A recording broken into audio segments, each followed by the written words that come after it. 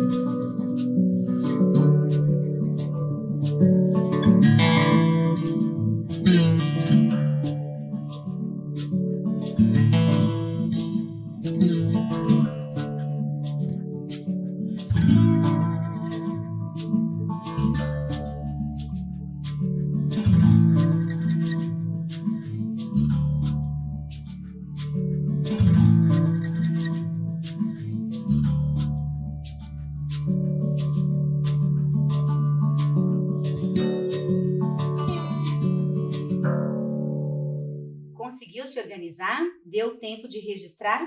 Então eu te convido a vir comigo agora. Na aula de hoje, nós vamos começar a viajar pelo mundo das histórias. Mas eu não vou te dar de mão beijada essa história, não. Para descobrir o tema da nossa aula, eu quero que você faça uma brincadeira comigo. Eu trouxe para você uma imagem de um conto de fadas, uma imagem minimalista, que foi proposta por um figurinista, por um designer americano chamado Christian Jackson. Ele fez uma brincadeira e se propôs a representar os contos de fada minimamente. A partir da imagem, você possa tentar descobrir qual é o conto de fadas, qual é a história infantil que está representada aqui. Eu vou deixar um tempinho para você observar.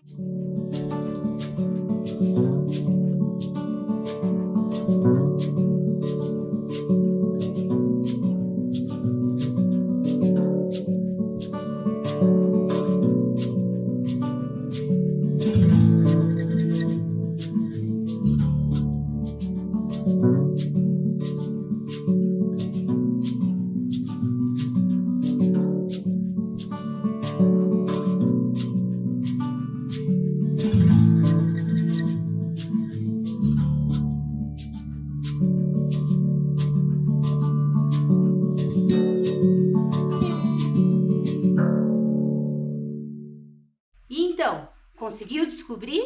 O que será que você tem representado nessa imagem? Será que é uma corda? Será que é um laço? Pensa comigo, que história infantil você conhece que teria uma corda, um laço? Poderia ser uma trança? Você lembra de alguma história com alguma personagem que era representada por uma trança muito longa? Cabelos cor de ouro? Tá começando a perceber, né? Nós estamos falando da história da Rapunzel, a princesa que foi aprisionada numa torre por uma bruxa vingativa. Uma história de séculos atrás, escrita e recontada pelos irmãos Grimm.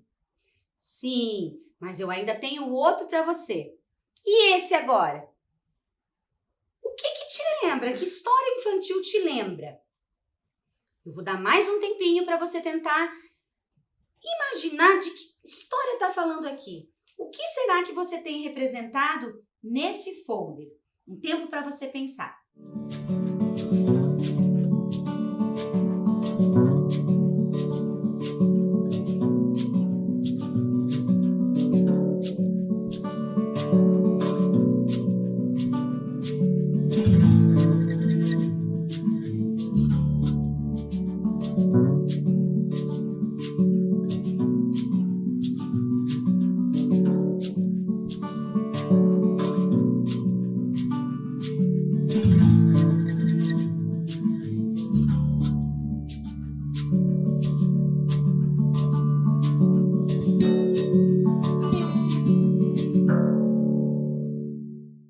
aí, ficou mais fácil para você ou mais difícil?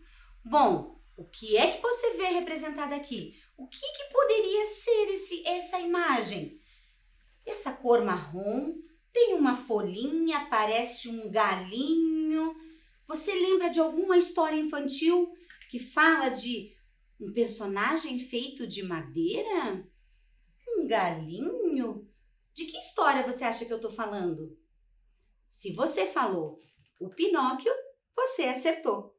Nós estamos falando da história do Pinóquio, um menino que foi feito de madeira e tinha o sonho de se tornar gente de verdade.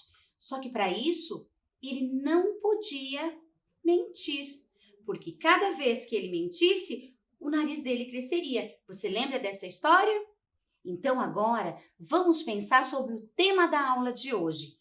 O tema da nossa aula tem a ver com um desses dois contos infantis. Eu vou te mostrar qual é o título do conto que nós vamos ler.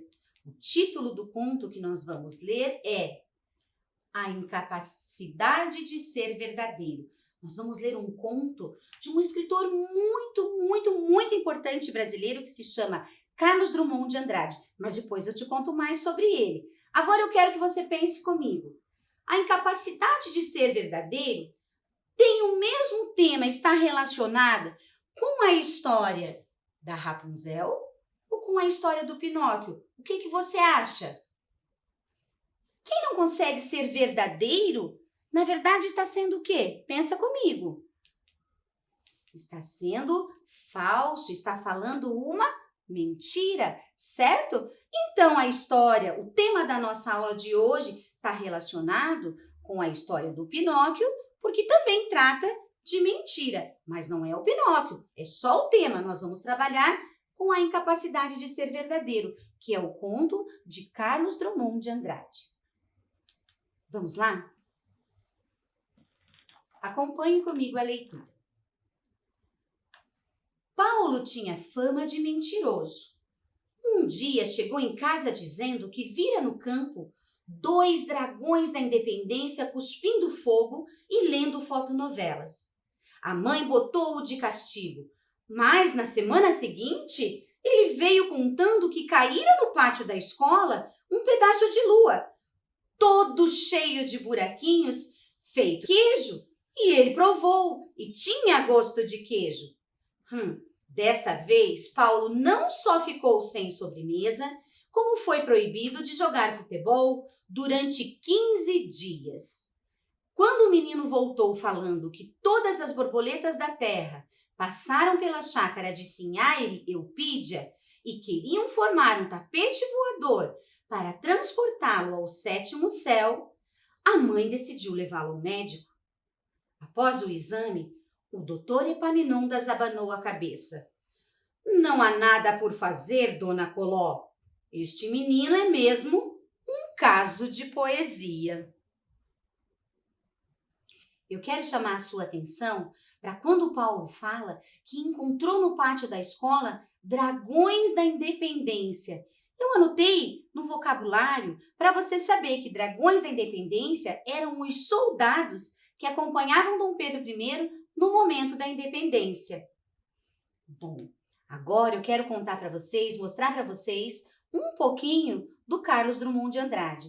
Carlos Drummond de Andrade, quando criança, tinha fama de distraído, mas é que estava observando a realidade para transformá-la em palavras. Nascido em Itabira, Minas Gerais, em 1902, foi farmacêutico, funcionário público e jornalista, sem nunca deixar a literatura de lado. Escreveu contos, crônicas e poesia. É considerado um dos mais importantes escritores brasileiros.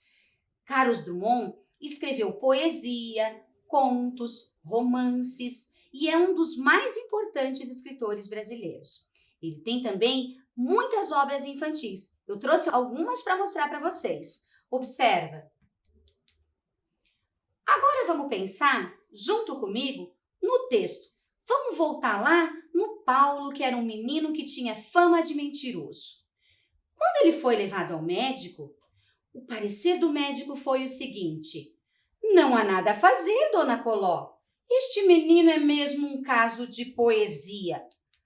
Pera lá, um caso de poesia? O que é que o médico quis dizer com isso?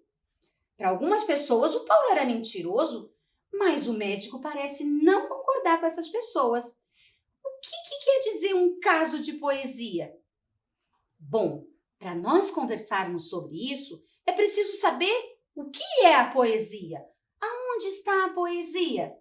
Então, eu quero que você acompanhe comigo o conceito de poesia.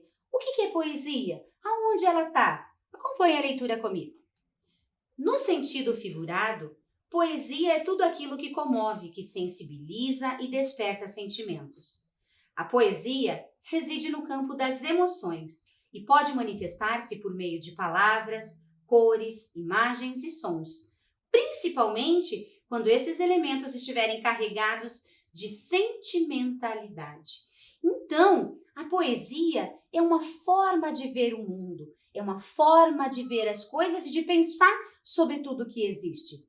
A poesia não está só lá no poema, na quadrinha que eu leio na sala de aula, no livro de vez em quando. O poema é uma das formas de poesia. A poesia, ela se apresenta de diferentes formas. Olha só o que eu vou mostrar para você agora. A poesia pode estar numa bela pintura. Por exemplo, essa que se chama Noite Estrelada, de um artista muito famoso chamado Van Gogh. Olha essa imagem um pouquinho. Veja, tenta perceber se ela te desperta algum tipo de sentimentos quando você olha para ela. Eu vou dar um segundinho para você analisar com calma.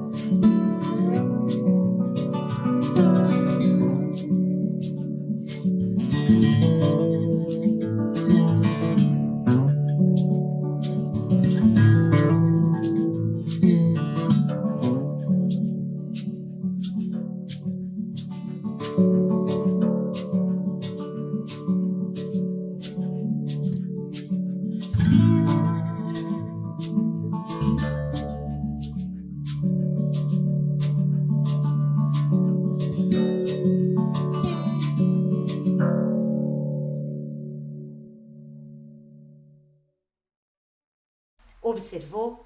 Percebeu as cores? Percebeu os traços? Pensa se te trouxe algum tipo de sentimento diferente, nem que seja de estranheza.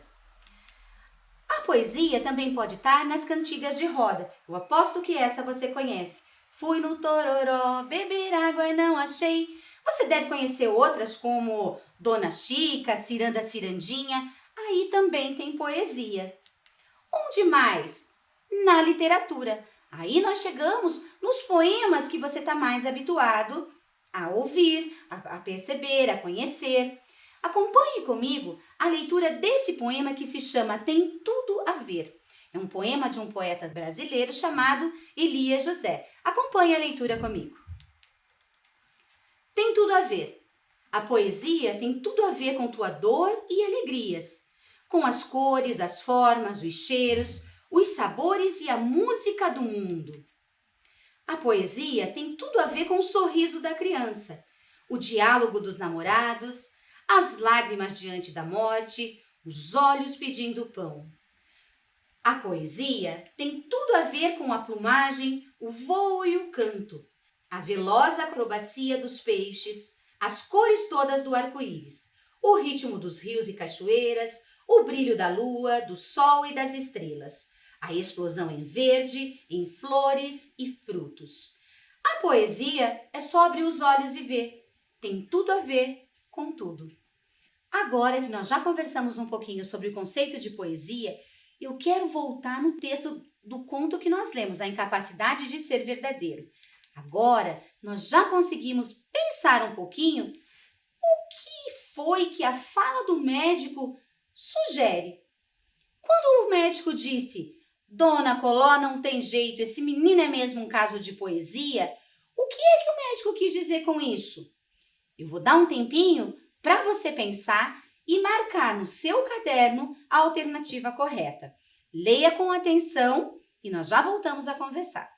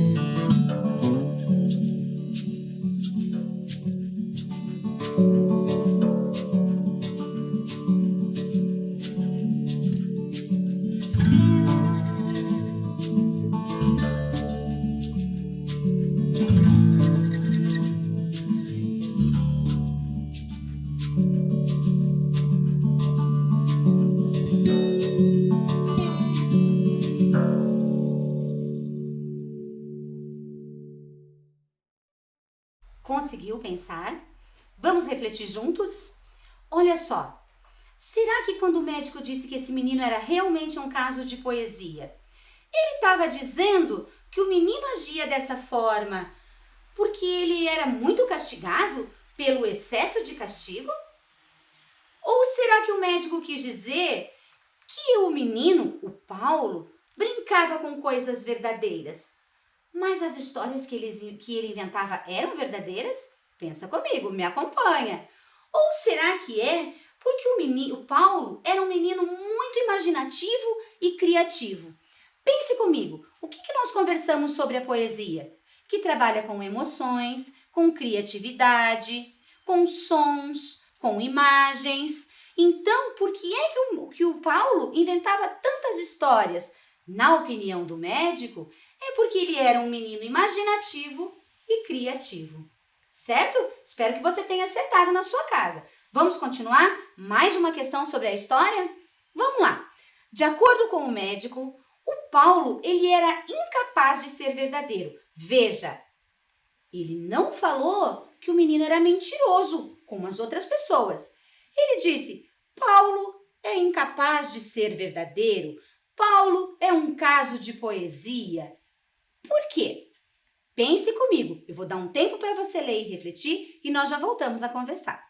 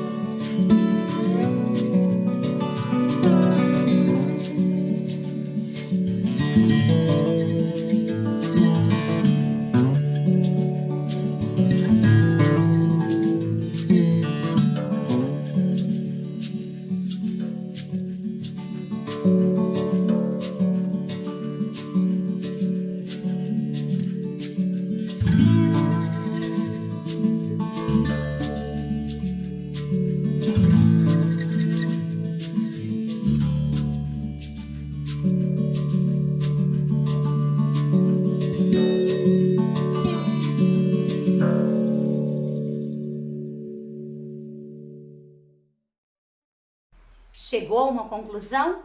Então, de acordo com o médico, o Paulo era incapaz de ser verdadeiro por quê? Porque ele criava outra realidade, vivia no mundo de fantasias, de sonho, da imaginação. Será que é por isso? Essa resposta combina com um menino que gosta de poesia? Combina com o conceito de poesia que nós lemos? Pense comigo. Ou será que Paulo era um menino incapaz de ser verdadeiro porque gostava de irritar as pessoas com situações que não existiam? Será que ele fazia tudo isso para irritar, para deixar a mãe braba? Para ele ficar de castigo? Será que ele gostava de ficar de castigo? Eu acho que não, não é? Paulo era um menino que criava outra realidade.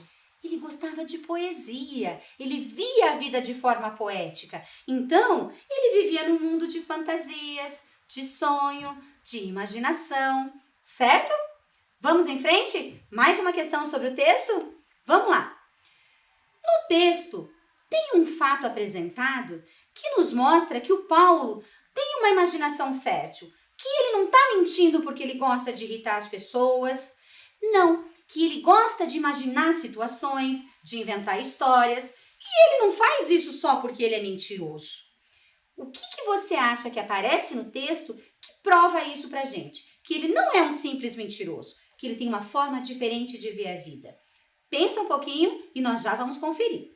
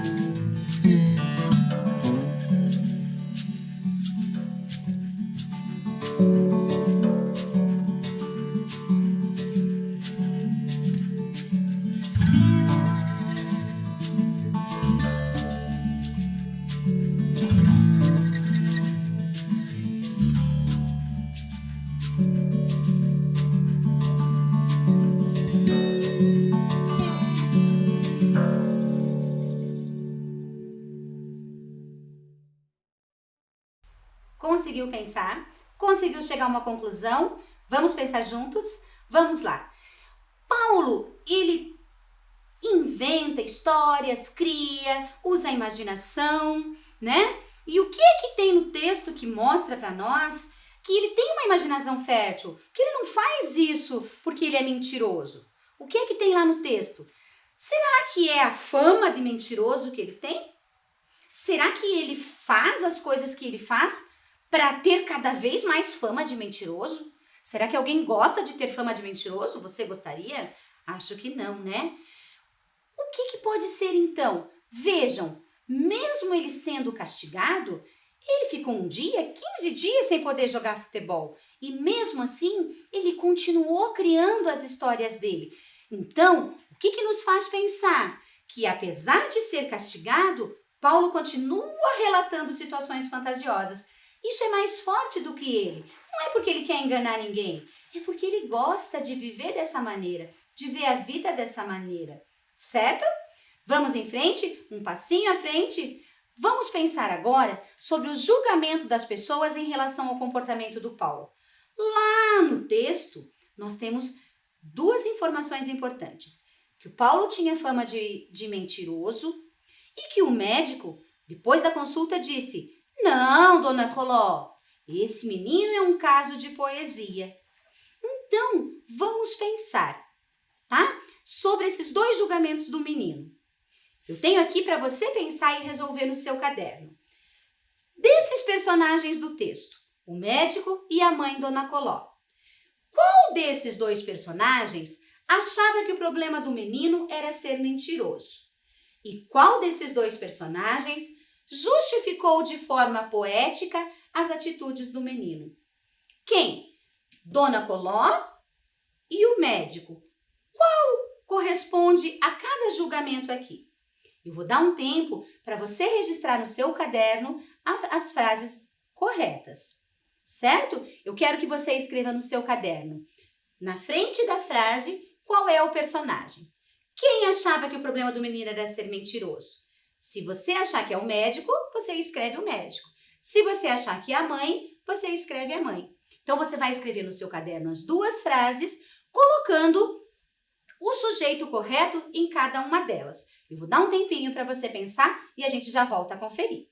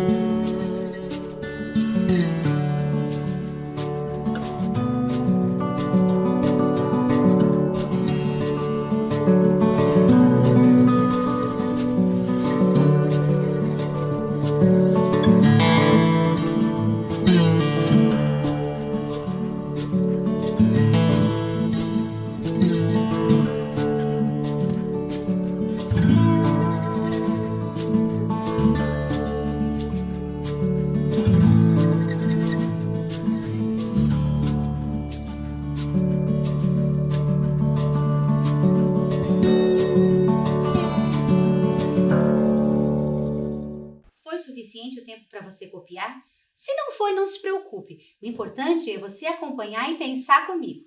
Vamos lá? Vamos ver então. Desses dois personagens do nosso conto, qual deles achava que o problema do menino era ser mentiroso? A mãe Dona Coló ou o médico? Vamos ver? A mãe Dona Coló. Ela pensava como as outras pessoas, ela começou a se preocupar. E então o que ela fez? Ela levou o menino ao médico. Vamos ver qual é o problema desse menino, certo? E o médico? O médico concordou com a mãe? Não. O médico justificou de forma poética as atitudes do menino. Atitudes? Quais eram as atitudes do menino? O que ele fazia? As histórias que ele inventava.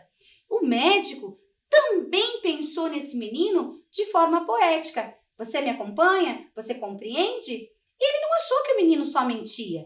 Ele pensou, pode ser que esse menino veja a vida de uma forma diferente, de forma poética. Então, o médico também pensou de forma poética. Tudo bem? Vamos em frente? Vamos lá. Agora nós vamos conversar sobre o título do texto. Vamos pensar no autor. Quando o Carlos Drummond de Andrade criou esse título para o texto, vejam, a incapacidade de ser verdadeiro. Ele não disse o grande mentiroso, ele não usou um outro título. Ele não disse que Paulo era mentiroso, ele disse que ele era incapaz de ser verdadeiro, certo? Será que ao dar esse título para o conto, o autor desse conto, ele estava concordando com o pensamento do médico ou da mãe Dona Coló? Eu vou dar só uns segundinhos para você pensar. Já vamos voltar para conferir.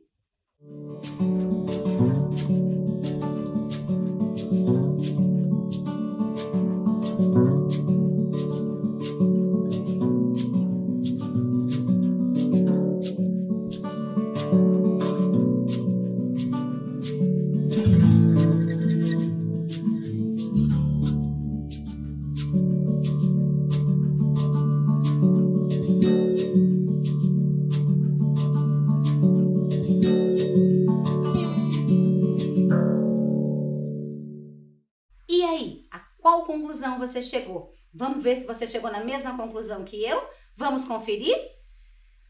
O autor do texto concordou com o médico. Porque se ele não tivesse concordado, ele poderia dar o título de o grande mentiroso, o menino mentiroso. Mas ele não usou essa palavra mentira no texto. Ele usou a palavra incapacidade. Você sabe o que quer dizer incapacidade? Você sabe o que é uma pessoa incapaz? Vamos pensar juntos? Vamos pensar juntos? Vamos ver como é que esse verbete está escrito no dicionário. Eu separei aqui uma página do dicionário online para que nós possamos conhecer o significado da palavra incapacidade. Acompanhe a leitura comigo. É um substantivo feminino que significa falta de capacidade, falta de aptidão, de habilidade, incompetência, inaptidão. Há também outros significados, mas esses da área do direito, a área que não nos importa nesse momento. Certo? Agora eu quero que você pense comigo. Ser incapaz significa não ser capaz de realizar algo. Certo? No título do texto, a incapacidade de dizer a verdade. Se Paulo era incapaz de dizer a verdade, significa que ele não sabia dizer a verdade, certo? Acompanhe comigo essa frase. Vamos ler um exemplo aqui de uso da palavra incapaz para que você compreenda melhor o significado. Algumas pessoas são capazes de mentir com facilidade. Por exemplo, o Paulo. Ele é capaz de mentir com facilidade. Já outras pessoas são incapazes, não conseguem mentir. Você percebe a diferença de sentido entre as duas palavras? Você percebe que o sentido é contrário, que uma palavra é o antônimo da outra? Veja, se eu digo que eu sou capaz, eu consigo fazer. Se eu digo que eu sou incapaz, eu não consigo fazer, eu não consigo realizar. Observe as duas palavras. O que é que você percebe nas duas palavras de diferente? Aí, vou mostrar para você o uso do prefixo in. Em algumas palavras, quando eu coloco o in na frente da palavra, o que eu estou dizendo? Eu estou dizendo não. Eu estou dando essa palavra, estou conferindo a essa palavra um sentido de negação. Então, como é que eu poderia dizer que uma pessoa não é capaz usando outra palavra? Ela não consegue, mas aí não é o antônimo, é outra palavra, né? Então, vejam, quando eu coloco o in, eu estou negando. Eu posso dizer, por exemplo, que eu estou disponível ou eu estou indisponível. São outras palavras, né? Que para eu conseguir fazer o contrário, eu preciso colocar o prefixo in na frente. Vai dar o sentido de negação para a palavra, certo? Agora, eu vou te lançar um desafio. Descubra em quais das palavras do quadro o prefixo in tem sentido de negação. Vejam, nós temos intruso, imperfeito, infeliz, ingrato, incendiar e ingerir. Mas não é em todas essas palavras que o uso do in está servindo para conferir a palavra um sentido de negação, certo? Eu vou dar um tempo para você registrar no seu caderno e escrever quais dessas palavras o in é usado com sentido de negação, certo? Tempo para você pensar e registrar no seu caderno.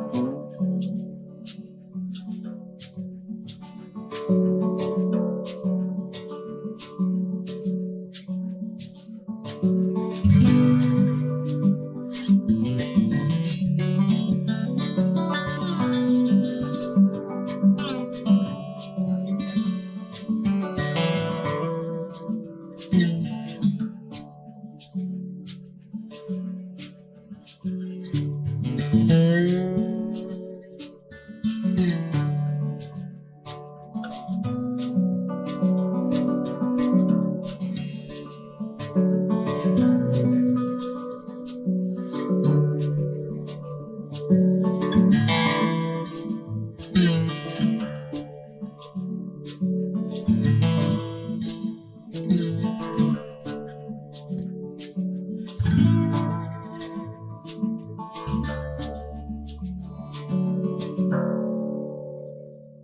voltamos. Foi suficiente para você pensar? Vamos conferir? Vamos lá. Nós temos a palavra ingrato, nós temos a palavra imperfeito e nós temos a palavra infeliz. Acompanhe comigo. Ingrato, se você tirar o in, você vai ter a palavra grato. Eu sou grato, eu sou grata. Quando você coloca o in, você vai dar um sentido oposto. Ingrato, não tem gratidão, certo? A mesma questão na palavra imperfeito. Se você tampar o in, você vai ter perfeito. Algo está perfeito. E quando você coloca o in, algo está imperfeito, quer dizer, não está perfeito. Percebe que é o contrário? E nós temos o infeliz. Faça o exercício comigo. Tampe o prefixo in, você vai ter feliz. Eu estou feliz. Mas se eu não estou feliz, se o sentido que eu quero é o contrário, eu vou dizer, eu estou não feliz? Não, você usa o in. Eu estou infeliz, certo? Quero chamar sua atenção para um detalhe. Observe que o prefixo in aqui é com N, no infeliz é com N, mas na palavra imperfeito, nós temos o prefixo in escrito com M. Por que a diferença? É outro prefixo? É outro sentido? Não! Lembra daquela regrinha que a sua professora, de muito tempo te ensinava? Antes de P e B, só M pode escrever. Certo? E nós ficamos por aqui hoje, mas eu conto com você, eu conto com a sua companhia na próxima aula. Cuide-se, até a próxima e eu vou te esperar.